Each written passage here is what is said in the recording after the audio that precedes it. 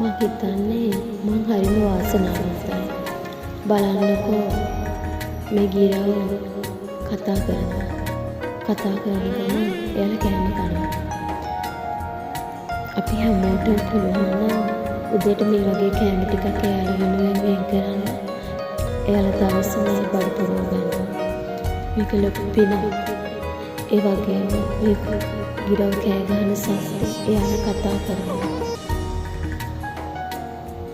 මේ වගේ ගමක ඉපදිලා මේ වගේ ලස්සන ලස්සනක් බලන්න පුළුවන් වෙන්න මං හරිම පින්කාරයි.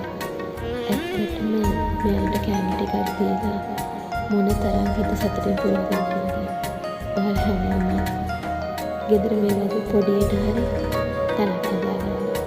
ඒ යාළුවෝ